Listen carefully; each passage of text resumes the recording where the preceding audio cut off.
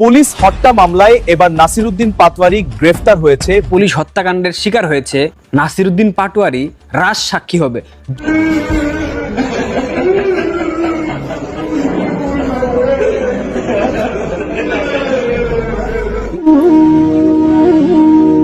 কিছুদিন আগেও আমার থানায় ছিল, সে আজকে নেই।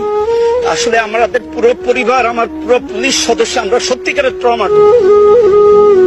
ভাই আমার পেটে বাচ্চা আছে, আমারে মাইরেন না, আমি প্রেগনেন্ট। এমন আর্তনাদ ভরা কণ্ঠে আকুতি মিনতি করা পুলিশ কনস্টেবল মেয়েটিও রেহাই পায়নি এই ষড়যন্ত্রের হাত থেকে। কেনই বা বলেছি ষড়যন্ত্র? কারণ নিখুঁত এই ষড়যন্ত্র নিজেই ফাঁস করেছেন সমন্বয়ক হাসিবুল, যা ইতিপূর্বে এক টেলিভিশন বার্তায় প্রকাশ করেছে। আর অবশ্যই আমরা এটাকে বিপ্লব বলছি কিংবা গণঅভ্যুত্থান যাই বলেন না কেন, এটা কিন্তু কোনো সাংবিধানিক নিয়ম মেনে হয়নি, কোনো আইন মেনে হয়নি। পুলিশ হত্যার বিচার বাংলার জমিনে হবে ইনশাআল্লাহ। সেই পুলিশ সদস্যদের লাশের হিসাব যখন পুলিশ বের করতে চাইবে, এসব মামলা যখন দেবে, তখন তো হাসনাত, সার্জিস, নাহিদ ইসলাম, আক্তার হোসেন এরা সকলে হুকুমের আসামি হবে। জুলাই আন্দোলনের সময় থানায় হামলা এবং পুলিশ হত্যার বিচার হবে।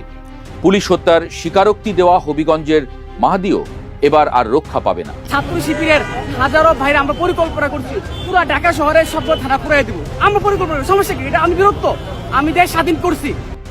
জুলাই আন্দোলনে পুলিশকে পুড়িয়ে মেরেছে, কিন্তু আসলে জুলাই আন্দোলনে পুলিশ পুরা কিন্তু জায়েজ ছিল।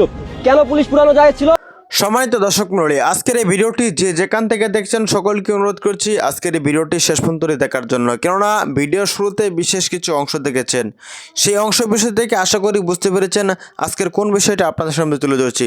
তো চলুন দর্শক বিস্তারিত ভিডিওটি দেখে আসি। চ্যানেলে নতুন হলে সাবস্ক্রাইব করে ভিডিওতে একটি লাইক করে দেখতে থাকুন সম্পূর্ণ ভিডিওটি। জুলাই আন্দোলনের সময় থানায় হামলা এবং পুলিশ হত্যার বিচার হবে।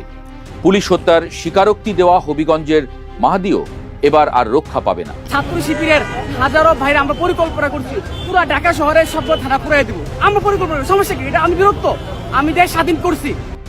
জুলাই আন্দোলনে পুলিশকে পুড়িয়ে মেরেছে, কিন্তু আসলে জুলাই আন্দোলনে পুলিশ পুরা কিন্তু জায়েজ ছিল। কেন পুলিশ পুরানো জায়েজ ছিল? জুলাই আন্দোলনের যেসব পুলিশ স্বৈরাচারের দালাল, আওয়ামী লীগের দালাল, সেই সব পুলিশ পুরানো জায়েজ ছিল। এই যে উনি এত হিউম্যান রাইটসের কথা বলেন, এখানে যে ৩,০০০ পুলিশ মারা হয়েছে, সেটা নিয়ে কি প্রসিকিউশন কোনো কথা বলে? তাদের কি হিউম্যান রাইটস নাই? জুলাই আন্দোলনের পুলিশ হত্যার বিচার দাবি করেছেন উচ্চপদস্থ পুলিশ কর্মকর্তারা, যার প্রেক্ষিতে সরকার জোর গলায় বলেছেন খুব শীঘ্রই বিচার করা হবে পুলিশ হত্যাকারীদের। সেই পুলিশ হত্যার তদন্ত নিয়ে অবশেষে মিলল সরকারের গ্রিন সিগন্যাল। পুলিশ সদর দপ্তরে আসা বিশেষ বার্তার মাধ্যমে এবার শুরু হচ্ছে সেই বিভীষিকাময় সময়ের প্রতিটি ঘটনার গভীরে গিয়ে প্রকৃত সত্য উদ্ঘাটনের কাজ। আর এতেই গলায় শুকিয়ে এসেছে সাবেক সমন্বয়কদের। তাদের মতে পুলিশ হত্যা মীমাংসিত বিষয়, তাই এ বিষয় নিয়ে বিতর্ক সৃষ্টি করলে আবারও রাজপথে নামবে তারা। ফলে এই মীমাংসিত বিষয় নিয়ে যদি আবার বিতর্ক তৈরি করা হয়, তাহলে জনগণ বাধ্য হবে রাজপথে নামতে।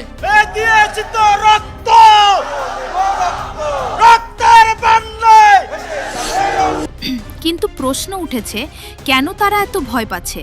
কারণটা হলো, পুলিশ হত্যার তদন্ত করা হলে গ্রেপ্তার হতে পারেন সাবেক সমন্বয়করা। তাদেরকে হত্যার দায়ে যদি অ্যারেস্ট করতে হয়, তাহলে সেই দায় আমাকে অ্যারেস্ট করতে হবে, নাহিদ ভাইকে অ্যারেস্ট করতে হবে, হাসনাত ভাইকে অ্যারেস্ট করতে হবে, আবিদ ভাইকে অ্যারেস্ট করতে হবে, হাসনাত আব্দুল্লাহ ভাইকে অ্যারেস্ট করতে হবে। তবে পুলিশ হত্যা নিয়ে কি বলছে রাজনৈতিক বিশেষজ্ঞরা, দেখুন বিস্তারিত। 2024 সালের জুলাই আগস্টে নির্বিচারে পুলিশি স্থাপনাগুলোতে হামলা ও পুলিশ হত্যার ঘটনাগুলোর তদন্তে মাঠে নামছে পুলিশের একাধিক টিম। বিগত অন্তর্বর্তী সরকারের পক্ষ থেকে এসব ঘটনার তদন্তে ছিল চরম আপত্তি, কিন্তু নতুন নির্বাচিত সরকার এসব পুলিশ হত্যা ও স্থাপনায় হামলার ঘটনাগুলোর তদন্তে পুলিশের ঊর্ধ্বতন কর্তৃপক্ষকে গ্রিন সিগন্যাল দিয়েছে।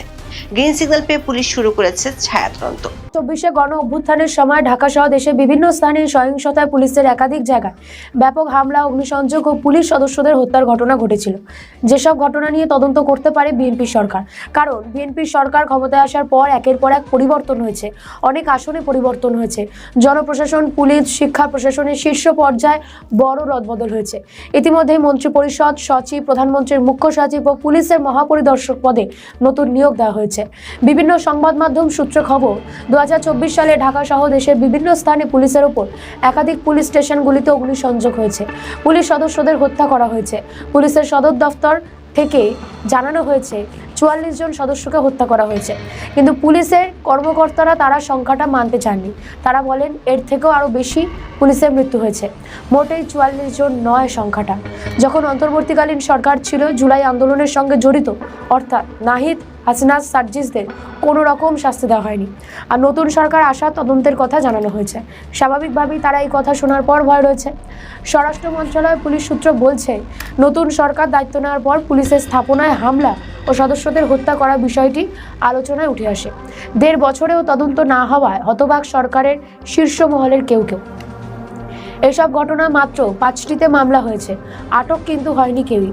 কিন্তু এখন একটা প্রশ্ন, যে সরকার দোষীদের সংসদে যাবার সুবিধা করে দিয়েছে, তারা কি বিচার তদন্তের কথা বললেও কোনো রকম ব্যবস্থা নিতে পারবে? নাহিদ, হাসনাত, সার্জিসদের কি ধরা হবে? এই প্রশ্নের উত্তর কিন্তু সময় দেবে। নাহিদ, হাসনাত, সার্জিসদের নাম শুধু সামাজিক মাধ্যমে নয়, পুলিশের তদন্তেও বর্তমানে উঠে এসেছে। তাদেরকে রাজনৈতিকভাবে আশ্রয় দিয়েছে ইউনূস। তাদের ওপর কোনো রকম ব্যবস্থা, শাস্তি কিছুই হয়নি, কারণ ইউনূস একটি অধ্যাদেশ জারি করেছিলেন। তাদেরকে দিয়ে রাজনৈতিক দল গঠন করা হয়েছে। নির্বাচনে তাদেরকে জিতিয়ে বিরোধী দল হিসেবে সামনে আনা হয়েছে। সিরাজগঞ্জের এনায়েতপুরে একদিনে 14 জন পুলিশ নিহত হন। ঢাকা মহানগর থানায় 21টি জায়গায় হামলা করা হয়। 13টি থানা পুড়িয়ে ছাই করে দেওয়া হয়। হামলাগুলি ছিল পূর্ব পরিকল্পিত। অন্তর্বর্তী সরকার জুলাই আগস্টে ঘটা যে কোনো হত্যাকাণ্ড থেকে ছাত্রনেতাদের দায়মুক্তি দিলেও সেটি ছিল সাময়িক। এখন ক্ষমতায় এসেছে বিএনপি। তারা চাইবে এই দায়মুক্তি উঠিয়ে দিয়ে এই ছাত্রনেতাদেরকে তাদের অধীনে রাখতে। বেশি বাড়াবাড়ি করলেই তাদের কাছে আইনি নোটিশ যাবে, হয়তোবা গ্রেফতারও করা হতে পারে। কারণ বিএনপির সরকার চাইছে পুলিশ হত্যার বিচার করতে, সেই সঙ্গে ছাত্র নেতাদের দাবিয়ে রাখতে। কিন্তু এই বিচারও শেষ বিচার নয়। যেদিন আওয়ামী লীগ ক্ষমতায় আসবে, সেদিন হবে আসল বিচার। পুলিশদের কুপিয়ে, পিটিয়ে, আগুনে পুড়িয়ে এবং সে মৃতদেহ ফ্রিজে ঝুলিয়ে রেখে যে নির্মমতার পরিচয় দিয়েছে, তার সঠিক বিচার করতে পারবে একমাত্র আওয়ামী লীগই। আর তাই এই ছাত্র নেতারাই চাইছে বাংলাদেশে যেন কোনো দিন আওয়ামী লীগ ফিরতে না পারে। কিন্তু বিএনপি চাইছে আওয়ামী লীগ ফিরে আসুক, কারণ আওয়ামী লীগ তাহলে বিরোধী দল হিসেবে তাদের সঙ্গে থাকবে। যারা সাধারণ ছাত্রদের ভুল বুঝে মাঠে নামিয়েছিল, মাদক খাইয়ে যাদের উগ্র করে তোলা হয়েছিল আন্দোলনকে রক্তক্ষয়ী এবং ত্বরান্বিত করতে, সেই আহত ছাত্ররা আজ তাদের ভুল বুঝতে পেরেছে। একটা অন্তর্বর্তী সরকার এলো, আবার চলেও গেল, কিন্তু সেই সব আহত এবং নিহত ছাত্ররা বিচার পেল না কেন? হাসনাত, সার্জিস, নাহিদরা তো কোটি কোটি টাকার মালিক হয়ে গেল এই 18 মাসে। কেউ কেউ আবার এমপিও হয়ে গেল। কিন্তু সেই আহত বা নিহত জুলাই যোদ্ধাদের কি হলো?